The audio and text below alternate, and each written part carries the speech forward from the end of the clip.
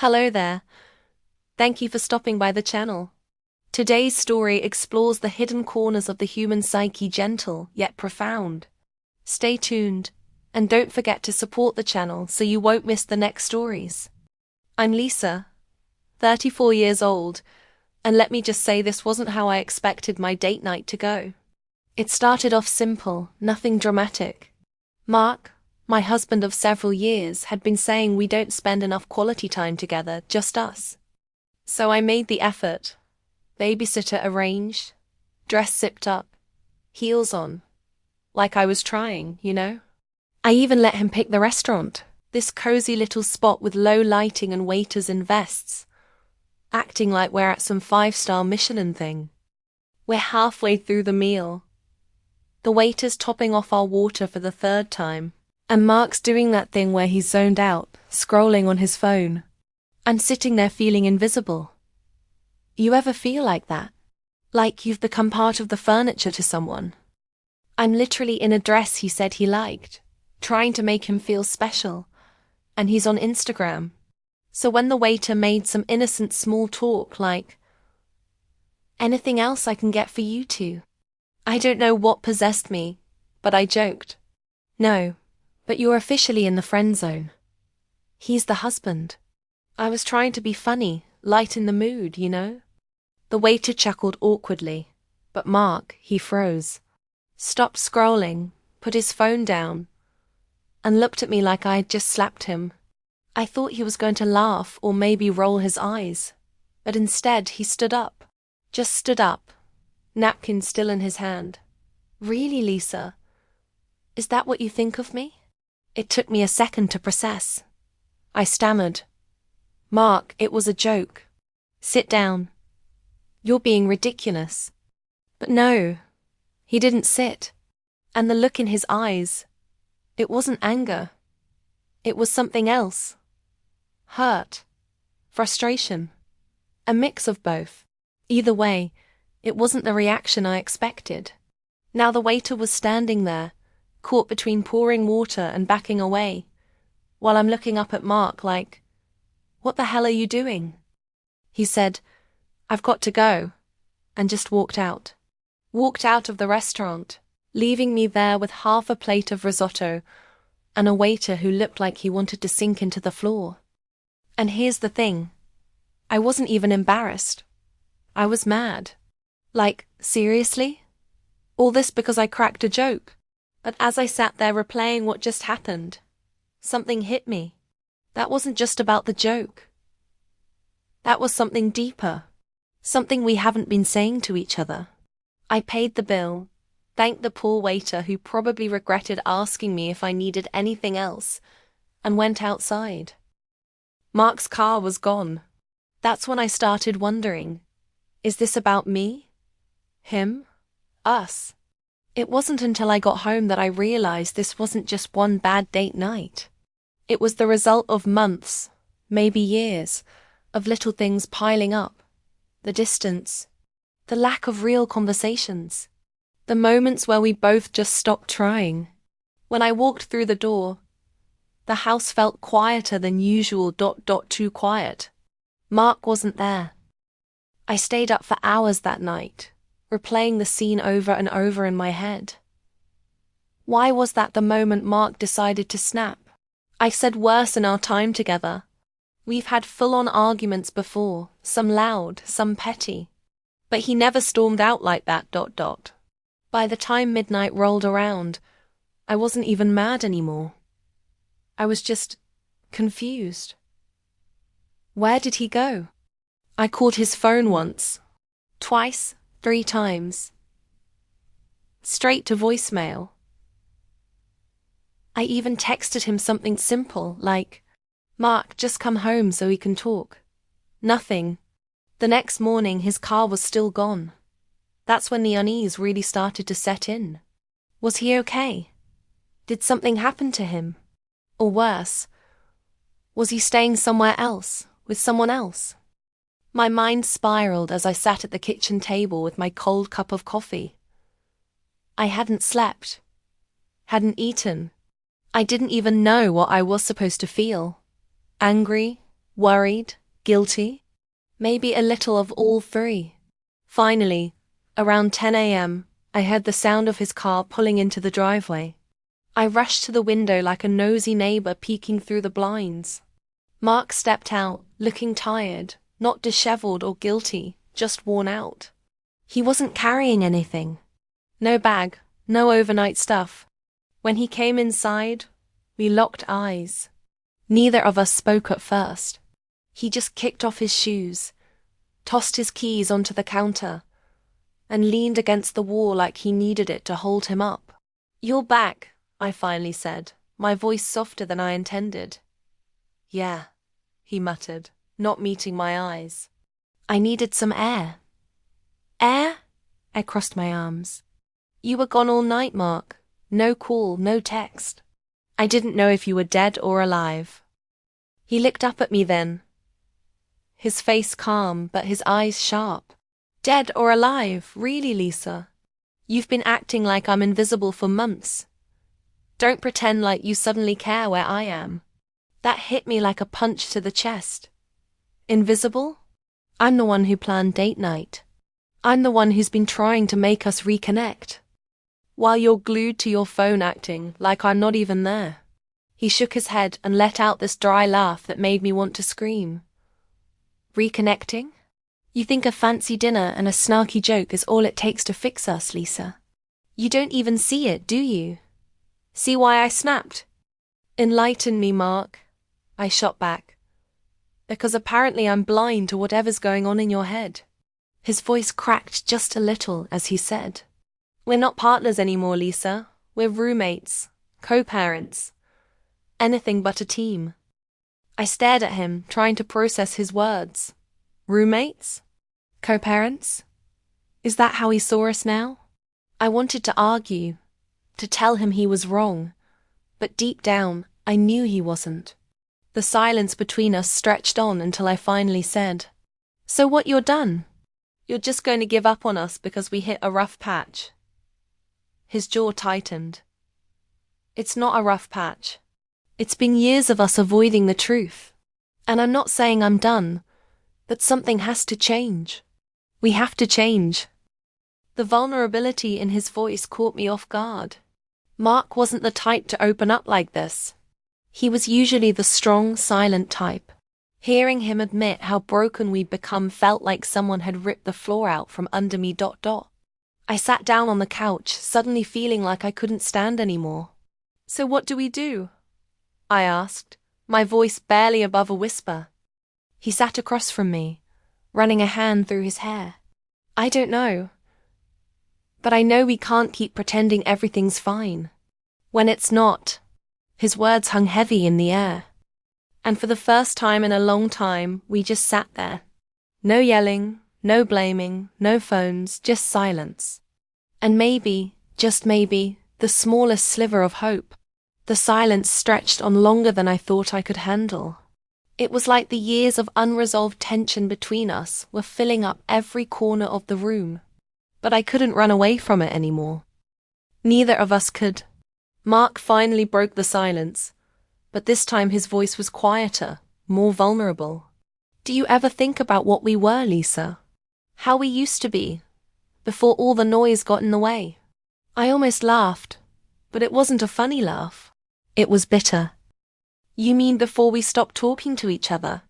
Before the routine took over everything and we just existed instead of living?" He nodded slowly, looking down at his hands like they were the only things holding him together. "Exactly.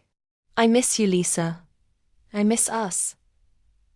But I don't know how to get back there." I felt a lump form in my throat. I wanted to say something, anything, to fix this, to make it better. But I couldn't find the words. We were both drowning in this mess we'd built, and it felt like every attempt to fix it only made it worse. "You know," I said, swallowing the lump in my throat. "I tried. I really did. But I can't keep trying if I'm the only one who cares." He met my eyes then, and there was something raw in his gaze. "I know I've been absent, but I'm here now, Lisa. I'm really here. You know, I said, swallowing the lump in my throat. I tried. I really did. But I can't keep trying if I'm the only one who cares. He met my eyes then, and there was something raw in his gaze. I know I've been absent, but I'm here now, Lisa. I'm really here. That hit harder than anything else he'd said. Maybe it was the way he looked at me. Like he was actually seeing me for the first time in a long while. Or maybe it was the way my heart wanted to believe him, even though I knew it wasn't going to be that easy. I don't know if I believe you, I whispered, my voice shaky. I don't know if I can anymore. He stood up, but this time he didn't walk out. He paced the room, running his hand through his hair again. Look, I don't have all the answers. Hell, I don't even know where to start. But I want to try, Lisa. I don't want to lose you. I don't want to lose us. I looked at him, really looked at him, and saw the same man I'd fallen in love with all those years ago. The one who had always known how to make me laugh, who had held me when I cried, who had promised me forever. But now it felt like we were two strangers, trying to piece together a shattered version of what we once had. I don't know how to fix this, I said, feeling the weight of the words. I don't know if we can. I don't know if we're even the same people anymore. He stopped pacing and turned to face me, his eyes full of pain. Then maybe we start by just being honest about everything. No more pretending, no more games. Just us, raw and real. I wanted to scream, to cry, to run out that door and never look back. But I couldn't. Something about his sincerity, about the raw honesty in his voice, made me feel like maybe, just maybe, we had a chance. I'm scared, Mark, I admitted, the words slipping out before I could stop them. I'm scared that we've drifted so far apart, that even if we try, it won't work.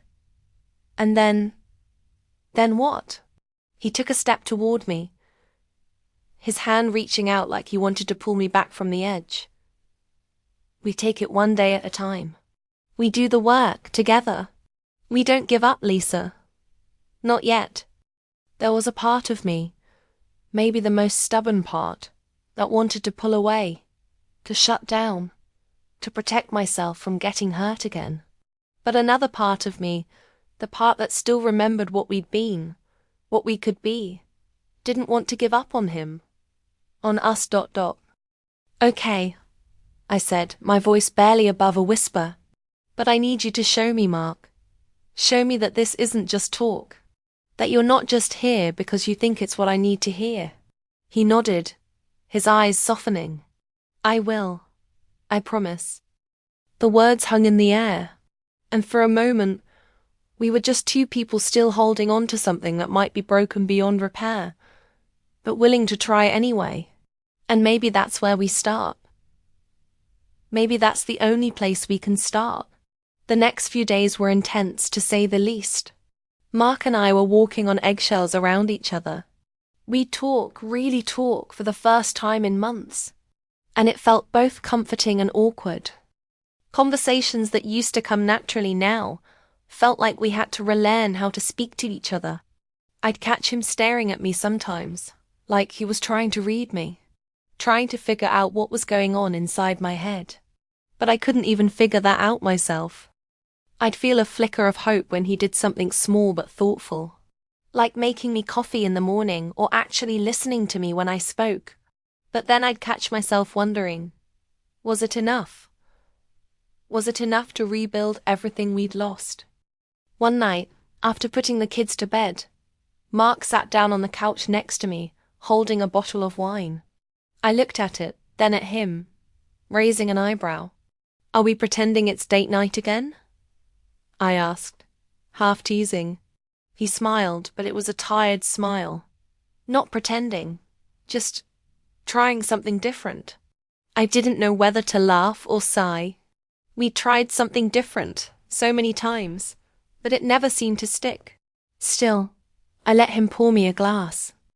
We sat there in the dim light, not saying much, just letting the silence hang in the air. It wasn't uncomfortable though. It was peaceful in a way I hadn't realized how much I missed. Mark leaned back and let out a long breath. I've been thinking. Maybe I was too hard on you that night at the restaurant.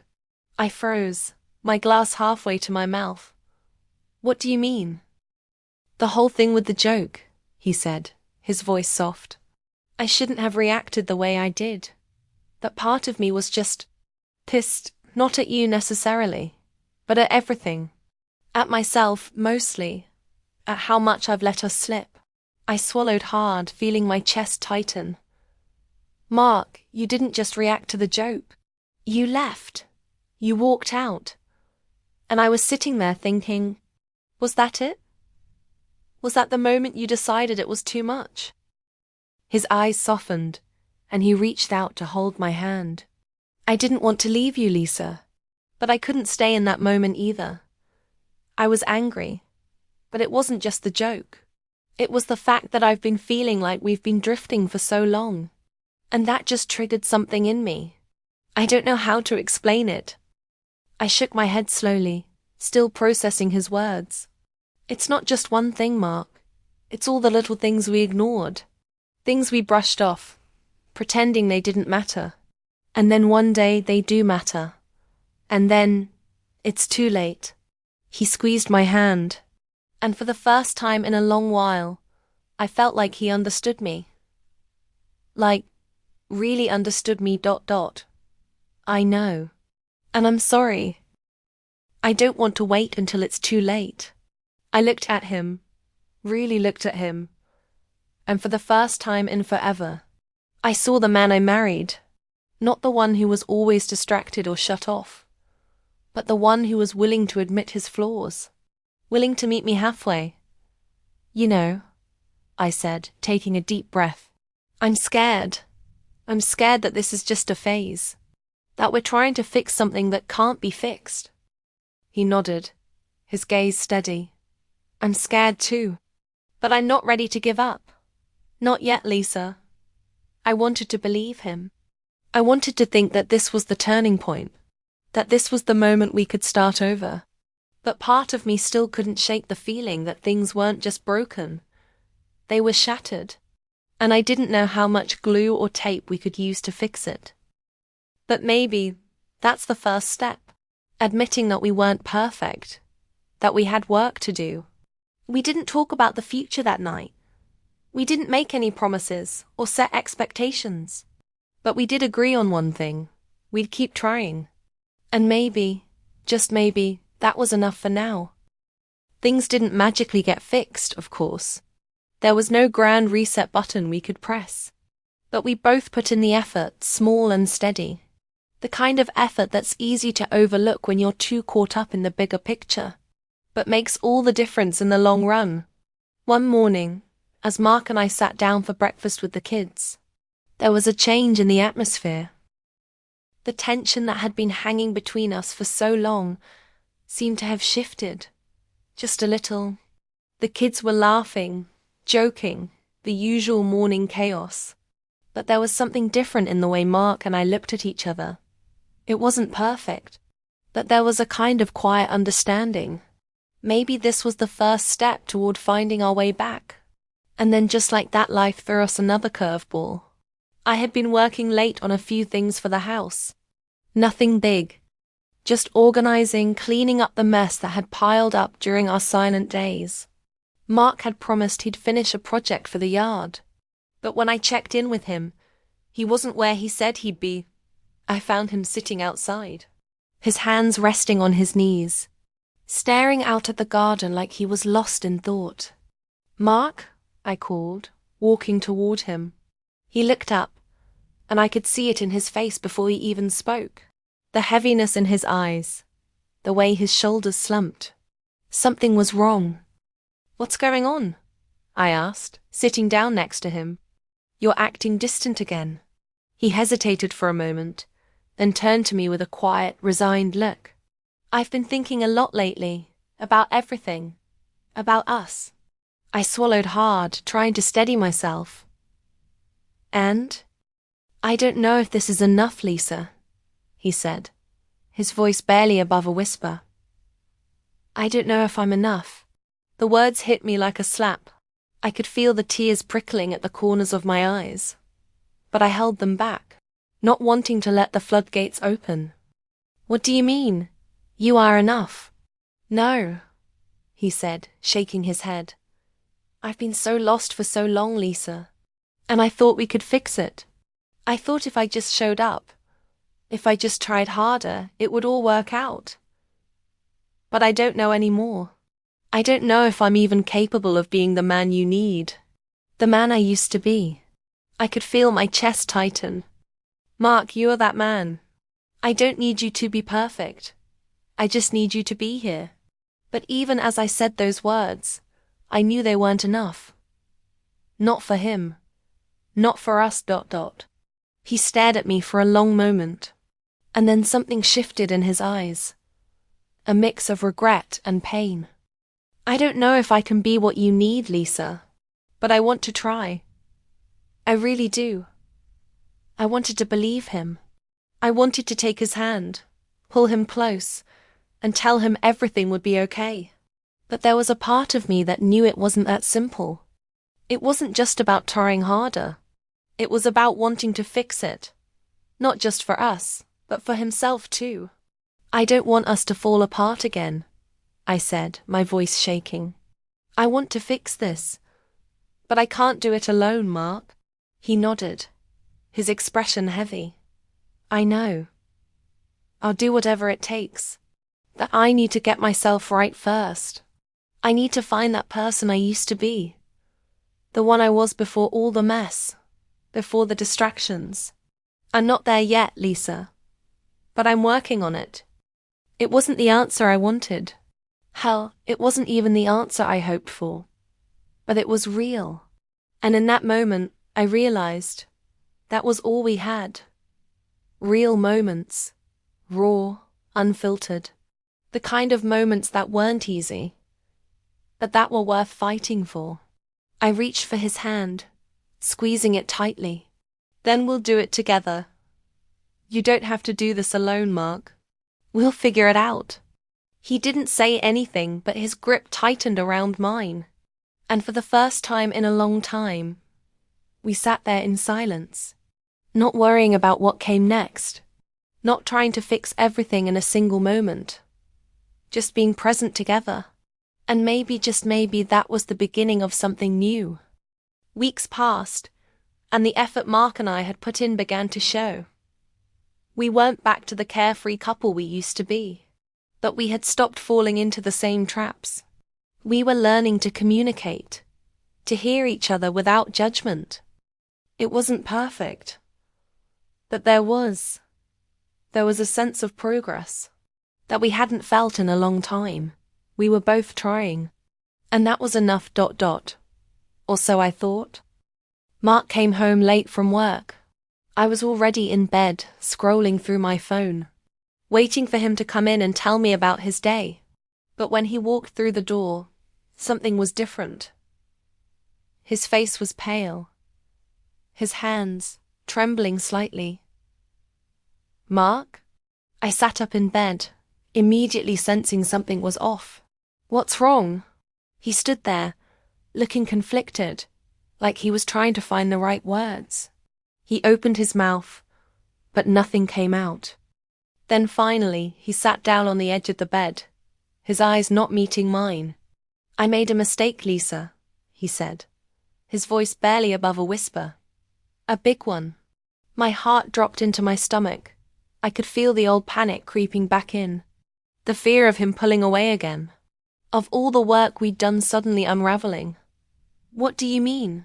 He hesitated, then pulled out his phone. I found someone.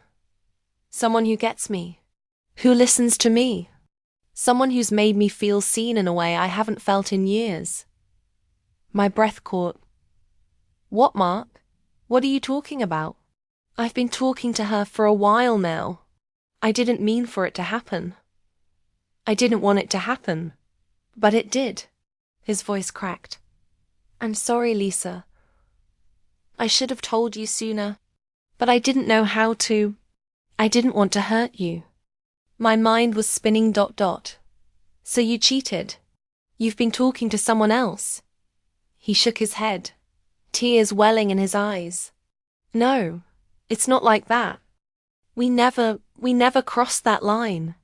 But the connection, Lisa, it felt like something I've been missing for so long. And I didn't want to admit it. I didn't want to hurt you. I sat there, stunned, trying to process everything. So you were talking to her because I wasn't enough? Because I wasn't what you needed? No, it's not about that, Mark said quickly. It's about me. About what I've been going through, and how I couldn't talk to you about it. I was broken, Lisa, and instead of working on fixing it with you, I ran. A silence settled between us, heavy and suffocating. My chest ached, not from anger, but from the weight of it all. The truth, the betrayal, not in the physical sense, but in the emotional one. He'd sought comfort somewhere else, and that hurt more than anything. I looked at him, feeling a wave of frustration and sadness. You should have told me, Mark. You should have told me before it went this far. We could have worked through this together. But instead, you shut me out. He nodded, tears streaming down his face. I know I messed up. I should have been honest from the beginning. I stood up, pacing the room, trying to figure out how I was supposed to feel, what I was supposed to say. You know what the worst part is? I get it. I get why you sought someone to talk to, why you needed that emotional connection. I was so wrapped up in my own stuff. I didn't even notice. But you still chose to keep it from me. You chose to go down this road, instead of facing me. Mark stood up too, his hands outstretched. I'm sorry. I don't expect you to forgive me, but I want to make it right. I'll do whatever it takes. I'll fight for you, for us, but I need you to be honest with me too. I stopped, looking him in the eyes. And for the first time in a long time, I could see the man I married. The man who was vulnerable enough to admit his mistakes. The man who even in his brokenness wanted to fix things. But I knew something then. Something I hadn't fully realized before. I wasn't just angry at him. I was angry at myself too. Angry for ignoring the signs. For settling in a relationship where I wasn't being fully seen. Where we had both become passive participants in our own marriage. We had both stopped fighting for each other. And I couldn't blame him entirely for that. I don't know what comes next, Mark, I said, my voice shaky but firm. But I can't keep doing this. I need time. I need space to think about whether we can rebuild, or if we're better off going our separate ways. He nodded, looking defeated. But he didn't fight me. He knew I was right. And in that moment I realized something important. Sometimes the biggest mistake isn't the betrayal itself, but the refusal to face the cracks before they break everything apart. Sometimes the most difficult thing is learning that you need to rebuild not just your relationship, but yourself. As Mark walked out of the room that night, I didn't feel relief, but I felt something else. Clarity. I didn't know where the future would take us, whether we'd be able to fix this or not.